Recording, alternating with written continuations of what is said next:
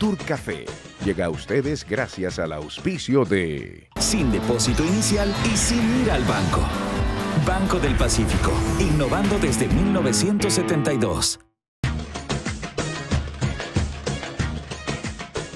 Hola a todos, bienvenidos a Tour Café. Hoy estoy con una gran mujer. Creo que es de esas mujeres que inspiran y sobre todo a mí la veo, la sigo, la llamo, le pido consejos y sin duda es una de las mujeres más admirables que tiene este país.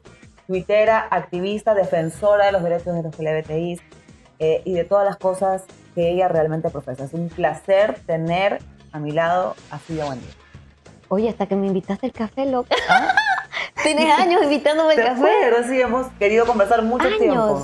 Y sí. Me encanta poder conversar contigo sobre todo de temas que creo que son necesarios hablarlos. Y justo hablábamos antes de comenzar la entrevista. Qué bueno que se estén hablando de ciertas cosas.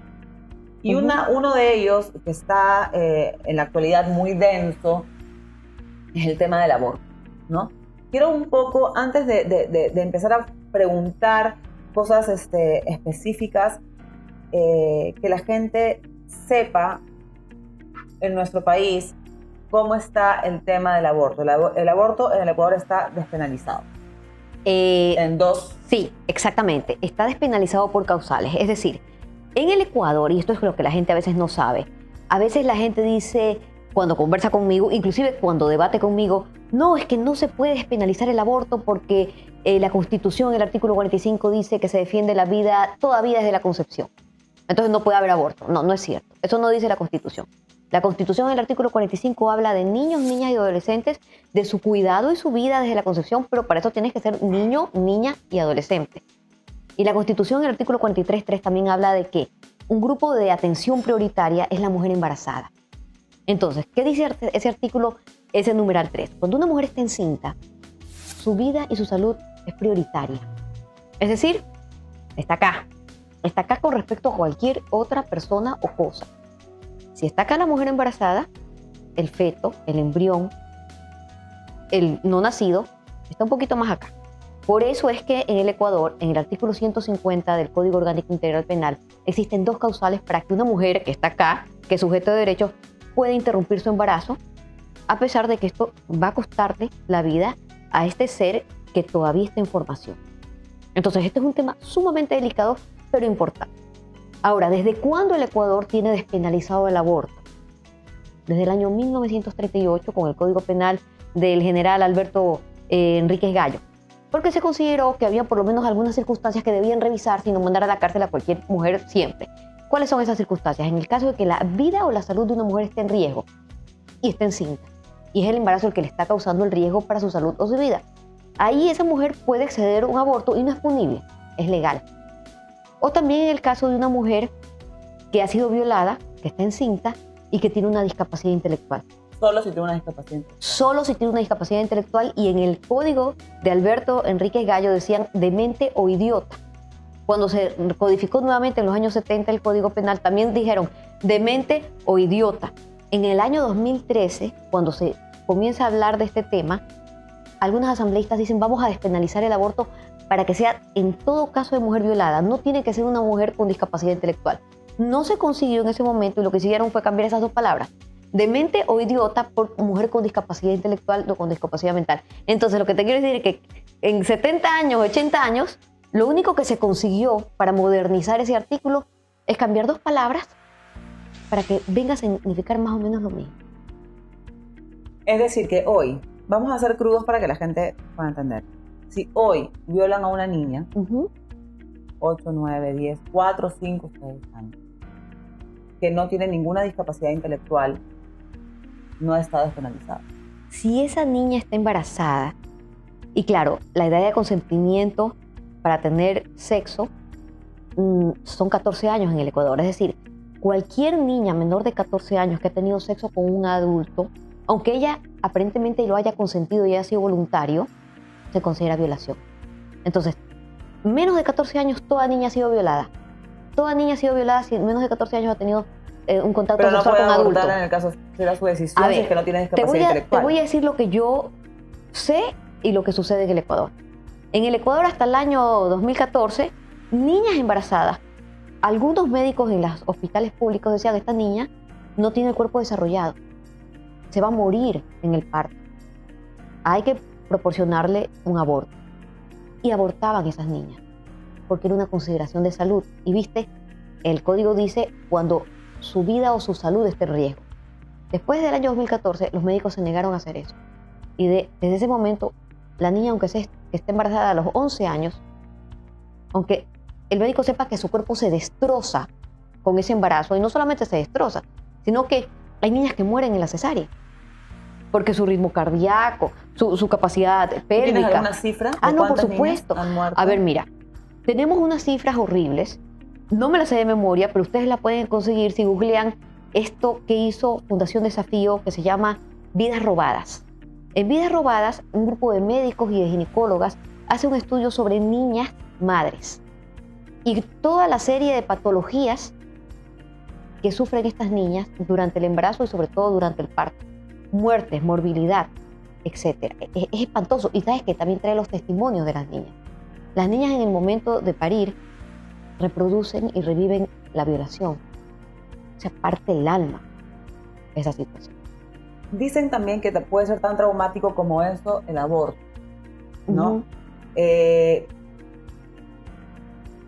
Es complicado pensar que un aborto puede ser más traumático que un parto si es que sabemos que la niña en este caso ha sido violada. Exactamente. ¿No? Y que tienes días de haber sido violada, ¿no? Tampoco hablamos de que tenga 5 meses de de que tenga 5 meses o así 6 o 7 meses de embarazo. En el país, yo creo que el tema del aborto es un tema de salud pública. En efecto, es un tema de salud pública. A ver. Y de esa forma también se ha peleado y se han luchado. Vamos a hablar sobre países. el trauma.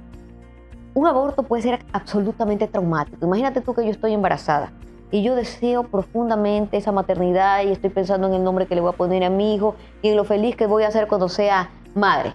Si a mí me agarran de patas y manos, me llevan a un quirófano, pero me producen un aborto, obviamente me matan. Me matan en vida, porque es un hijo deseado, esperado, cuidado, protegido.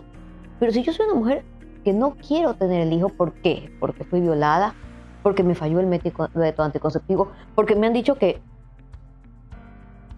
ese embarazo pone en riesgo mi vida y me voy a morir y no quiero dejar viudo a mi marido y no quiero dejar huérfanos a mis hijos. Y digo, bueno, yo no quiero morir. Accedo voluntariamente desde el conocimiento informado a un aborto por esa circunstancia que te estoy diciendo. O de repente otra cosa. Imagínate tú que me dice el médico que ha pasado. Tengo un caso muy cercano recientemente. Señora, qué pena.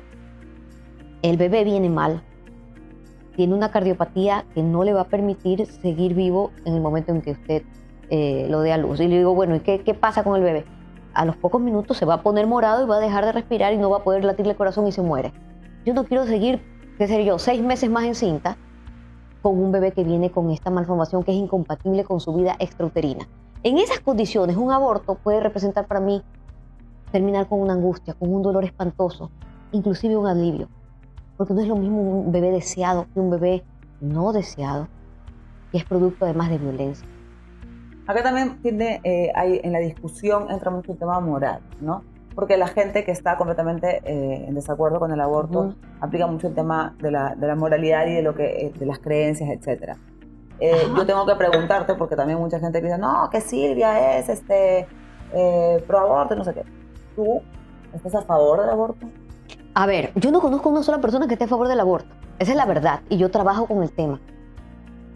Y yo conozco a las personas que están a favor de que cada mujer decida su vida, su embarazo y su proyecto de salud y de vida.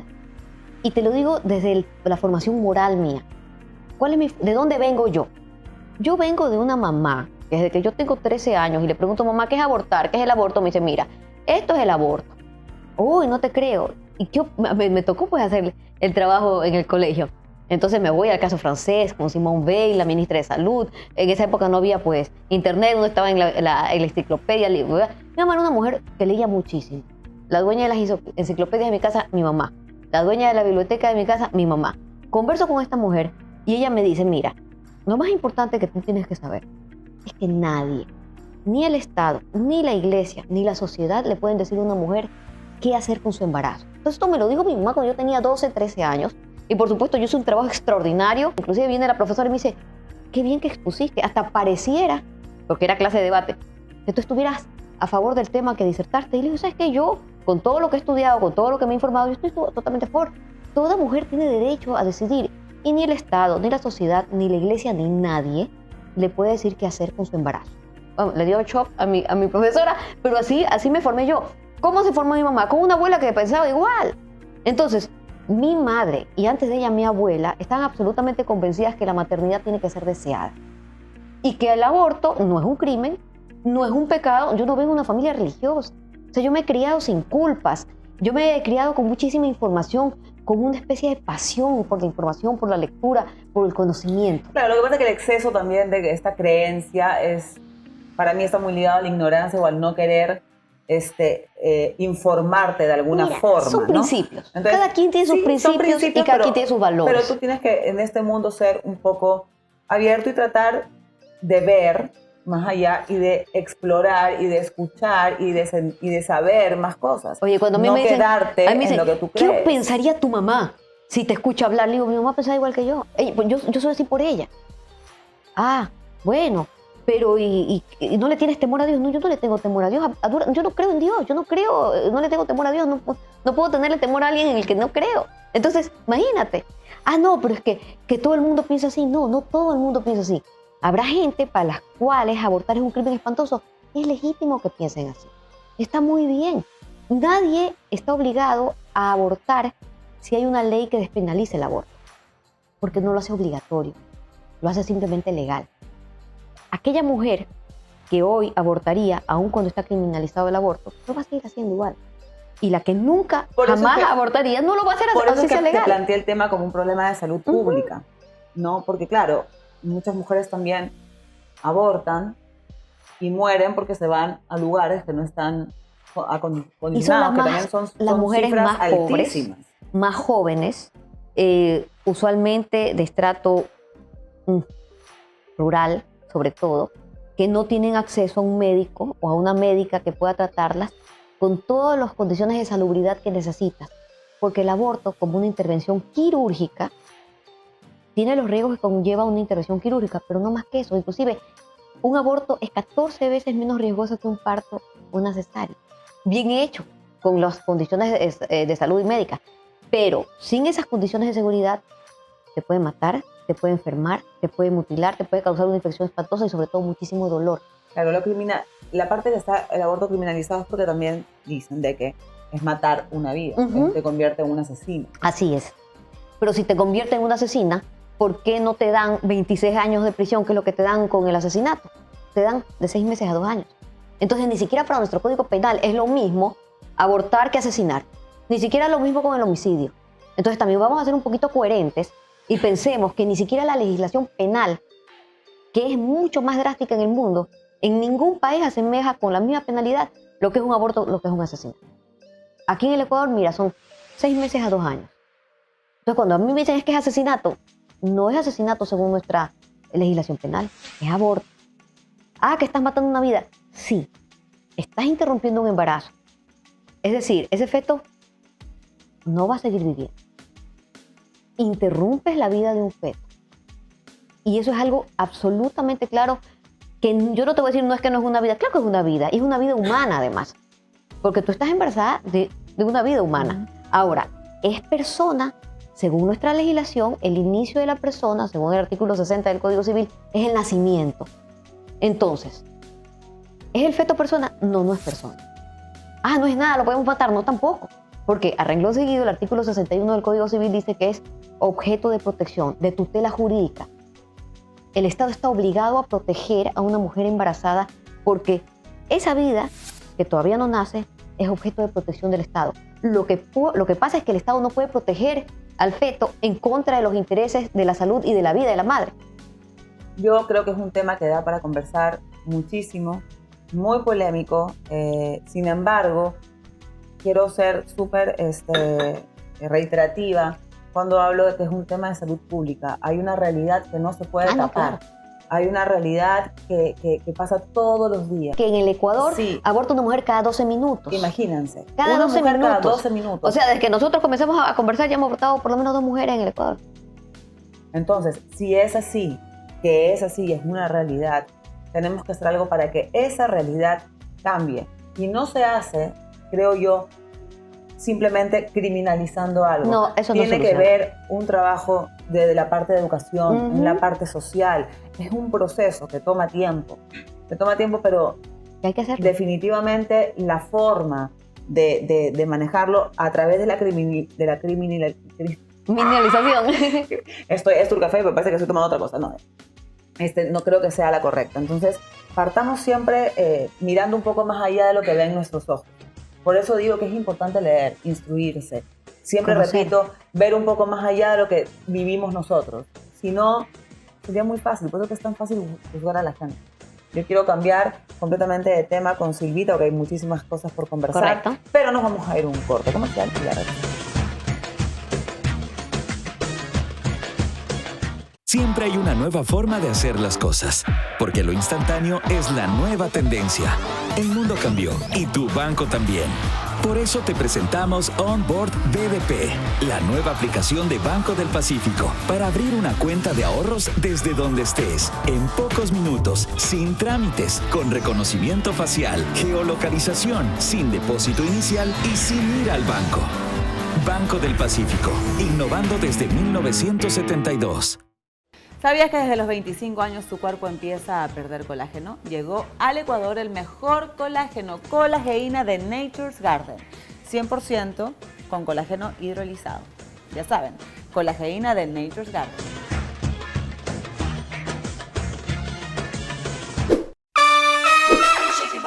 Tenemos que escapar de aquí como sea, no podemos estar en este centro. Yo los declaro esposos. Puede besar a la novia. ¿Y para qué? Una obra recomendadísima para toda la familia. Recomendadísimo para todos a nivel internacional. Mi bebé no es mi hijo. Y entonces es solo mi bebé.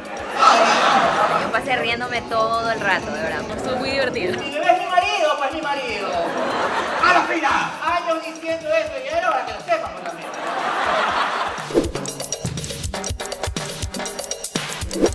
Brilla sobre mí. Ese me lo enseñó Barney, el dinosaurio de nuestro género.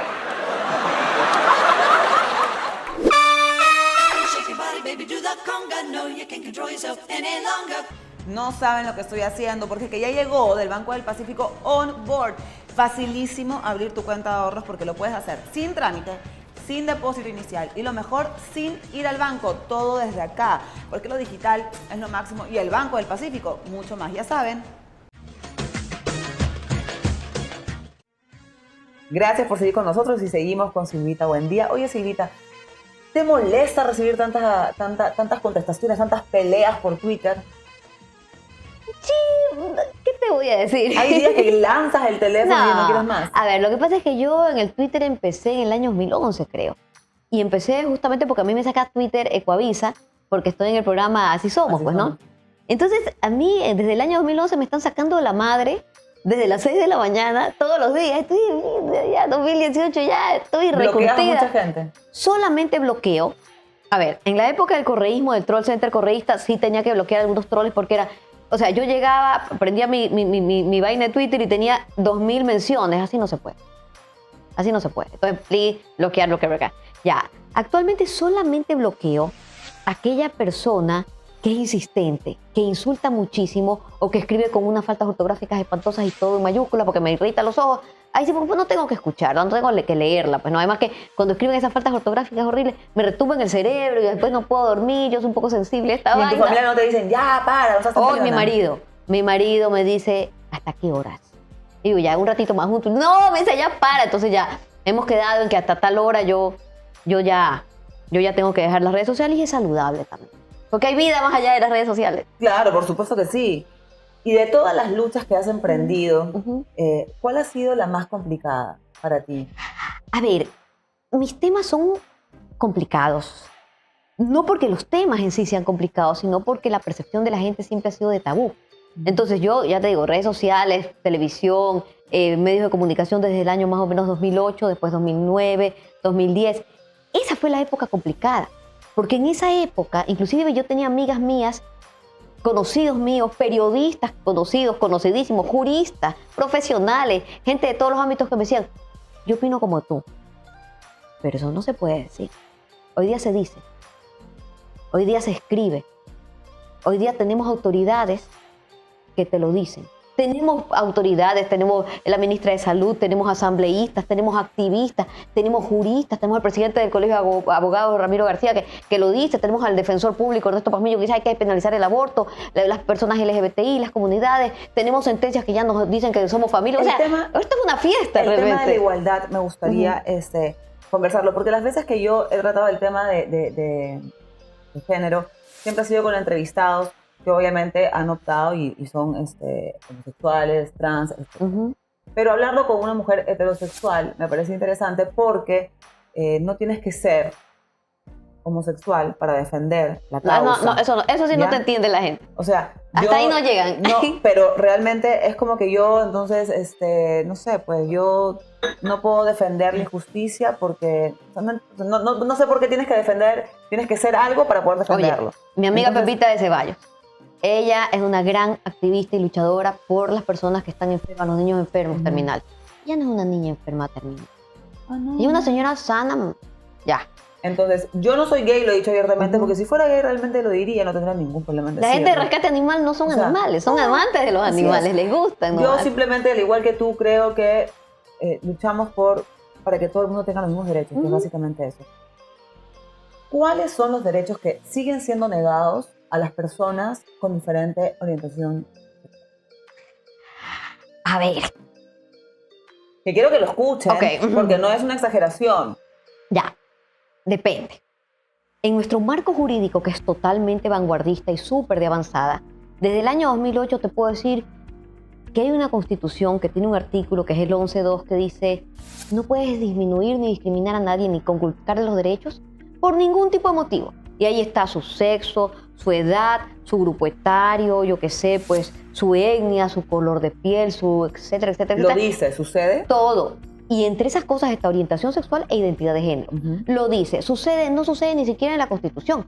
Porque ese es el artículo 11, pero un poquito más allá, el artículo 67 dice, bueno, pero el matrimonio es la unión de hombre y mujer. ¿Perdón? ¿Y por qué es la unión de hombre y mujer si no me puedes discriminar a mí por mi orientación sexual, por ejemplo? ¿Y qué parte de yo soy lesbiana y me quiero casar con otra mujer y quiero contraer matrimonio con otra mujer, no me entiendes y no me dejas casarme? El artículo 68 dice, bueno, uniones de hecho. Se constituyen familias a través de la unión de hecho entre personas, no dice hombre y mujer, y tienes los mismos derechos que las familias constituidas por matrimonio. Acto seguido dice, pero no pueden adoptar, sino solamente las parejas unidas de hecho heterosexuales. De nuevo, ¿por qué me estás quitando la posibilidad de adoptar a un niño o una niña? Más allá de lo que me estás quitando, ¿qué está implicando? Que las parejas del mismo sexo somos depravadas, que no podemos criar niños y niñas, que tenemos alguna falencia relacional o no sé, moral. Es muy duro lo que están diciendo. Entonces, esos dos artículos, por ejemplo, no se llevan ni con el artículo 11, ni con el artículo 66, ni con todo el capítulo del buen vivir que habla de las poblaciones históricamente discriminadas. Aquí hay algo como medio esquizofrénico. Tal vez el nombre está mal. Yo creo que bipolar, no sé. Creo que todavía se sigue. Creo que el tema moralista, entre comillas, ¿no? Puede ser. Sigue siendo demasiado prioritario, aunque no entiendo cómo, porque hemos tenido, moralmente hablando, hemos tenido gobernantes que han gobernado con todo menos con moral. Entonces, pero tal vez han sido hombres. O mujeres, o lo que sea. Tal vez han sido heterosexuales, o por lo menos aparentemente heterosexuales. Entonces siguen un patrón patriarcal. Sí, pero entonces la moralidad, ¿hacia dónde la moral influye cuando ¿qué? A ver, nuestra moral ecuatoriana de nuestra sociedad es patriarcal. Es de hombres. Es de hombres de clase media alta. Es hipócrita también. Es heteronormada y es hipócrita. Totalmente hipócrita. Mira tú, Rosalía Arteaga, le tocaba ser presidenta y no la dejaron ser presidenta. Y se armaron ahí un bochinche y un chanchullo en el Congreso y simplemente no aplicaron la Constitución. ¿Por qué? Porque era mujer.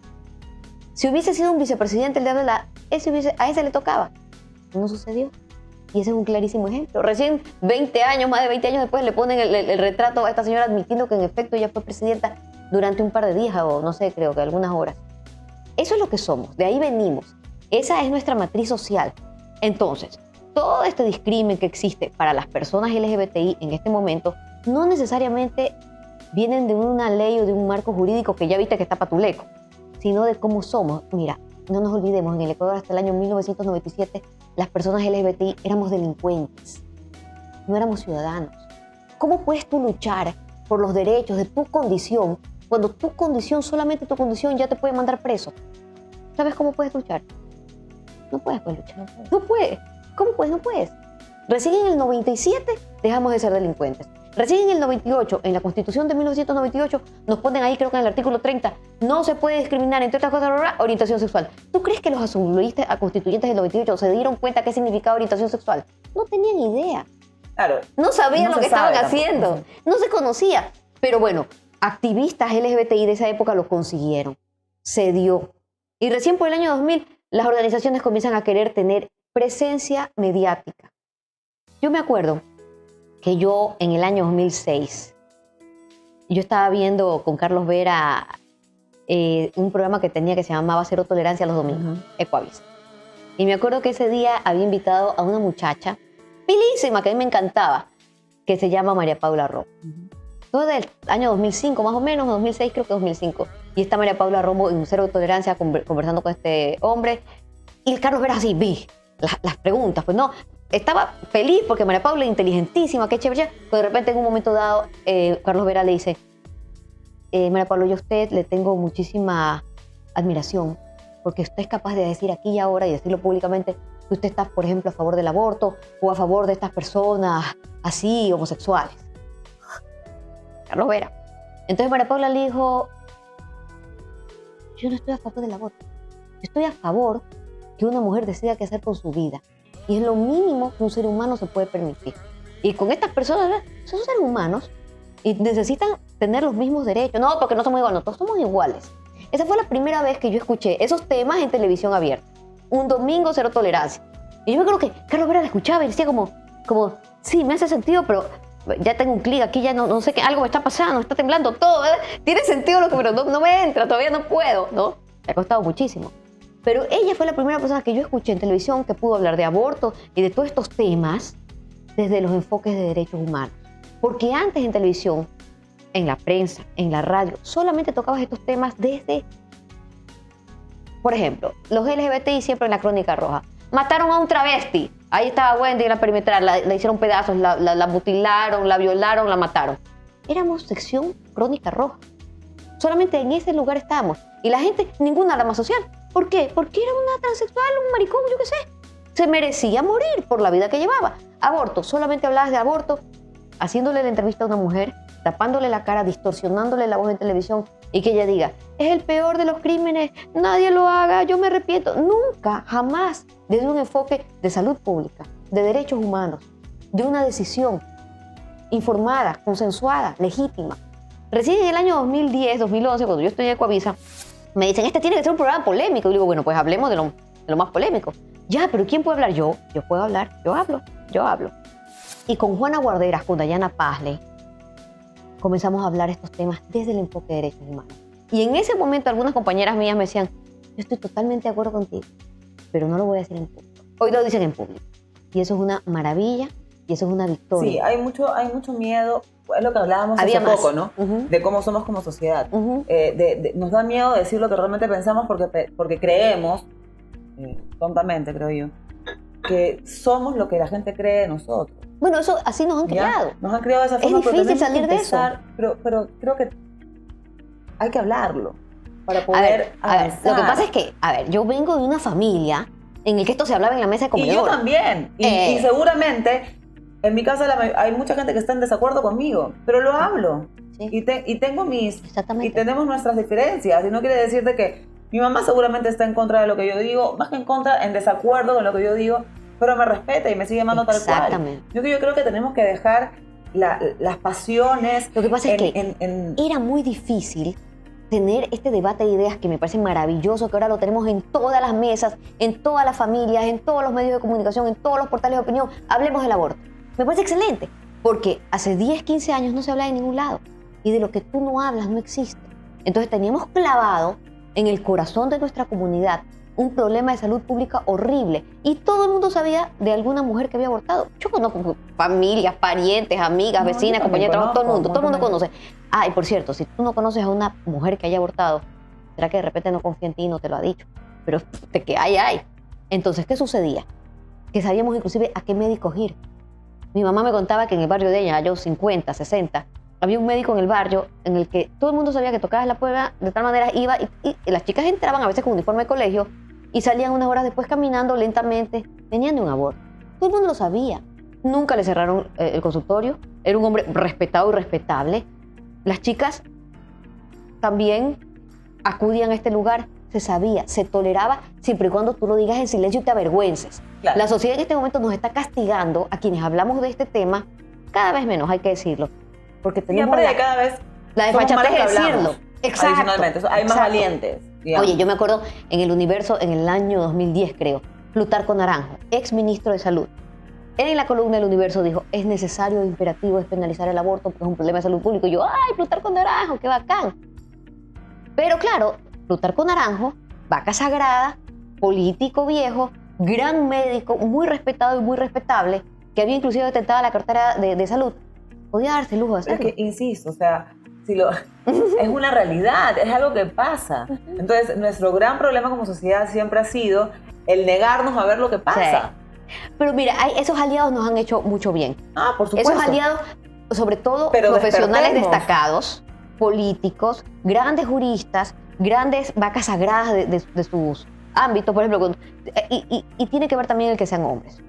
O sea, seguimos siendo una sociedad androcéntrica que si el hombre lo dice, entonces ahí... es verdad si el hombre lo dice, todavía. Yo lo digo, será, y le preguntan a Ramiro García, oiga, tal cosa, a Farid Simón, tal cosa, entonces como el gran jurista hombre lo dice, entonces es cierto. Yo le agradezco a esos aliados, porque esos aliados han puesto nuestros temas como temas universales y necesarios de debatir y de solucionar. Quiero hacerte una pregunta más, porque seguramente ya estamos con el tiempo, porque se nos ha pasado volando. ¿Ya?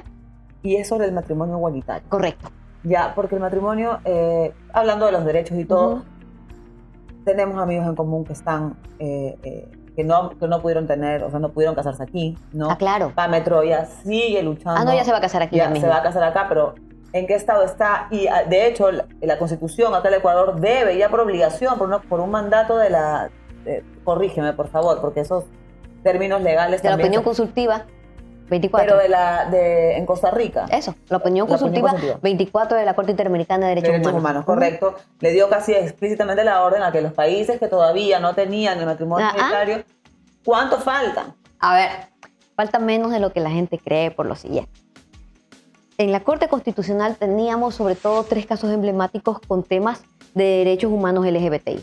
El primero, el caso de Pablo Bruno, que es un chico trans manaba, que ya sacudió la sentencia a favor y determinó que esa ley de identidad y datos civiles que nos hicieron hace como 2 años no sirve.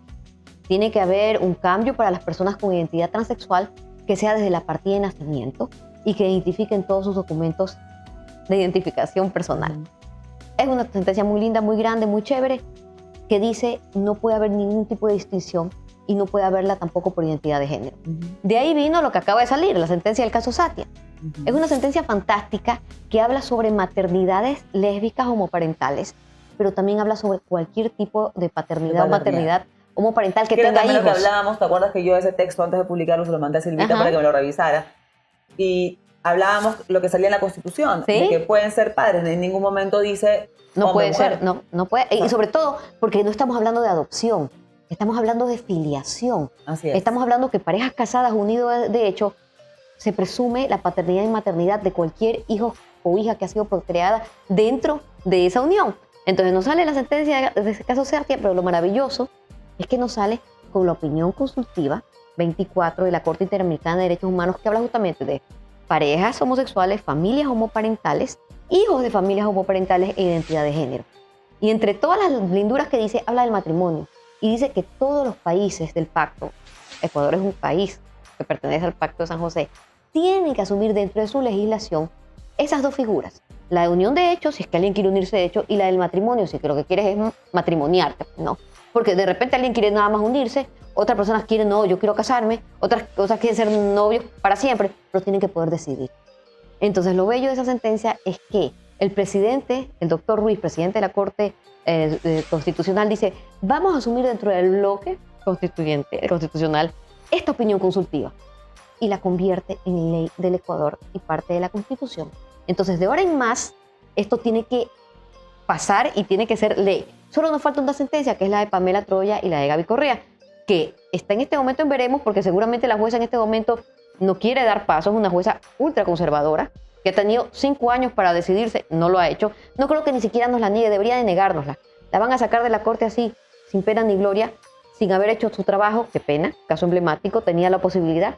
Así es la vida, pero no importa, porque ya en Cuenca, hace unos días, el 29 de junio para ser más exactos, ya tuvimos 2 sentencias de 2 juezas del Cantón Cuenca que dieron luz verde para el matrimonio de una pareja de 2 hombres y de una pareja de una muchacha trans y de su novio.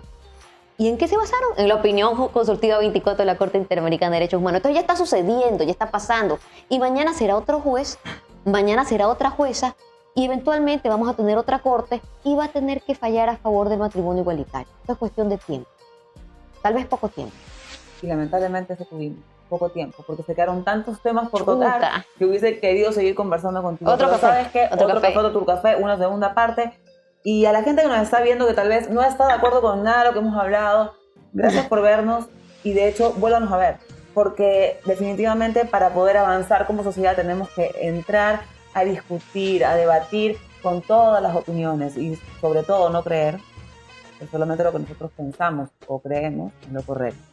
Ya tenemos que, para poder vivir en una sociedad más justa y que realmente esta igualdad se propague por todas partes, lo importante es escucharnos, lo importante es aceptarnos y sobre todo respetarnos.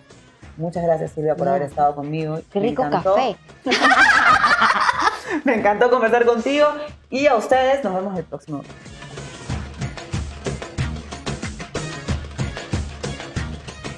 Nacho, ¿en un momento sintió miedo, temor de iniciar esta carrera solo?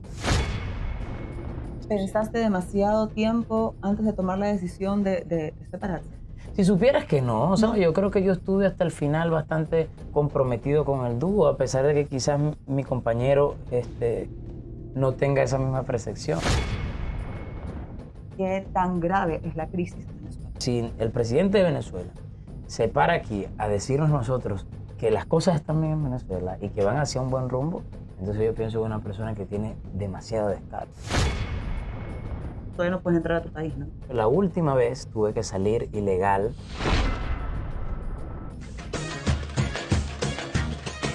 No puedes más con los terribles dolores en el cuerpo que no te dejan trabajar. Arrugas están acabando con tu día a día. No quieres salir ni ver a tus amigas. El consumo de colágeno como suplemento tiene una gran importancia en el organismo, porque retarda el envejecimiento de las células, disminuyendo las arrugas, actuando directamente en la hidratación de la piel. Luce 10 años más joven, cuidando tu salud con Colageina. Encuéntrala en nuestros puntos autorizados en todo el país. Un producto de Nature's Garden.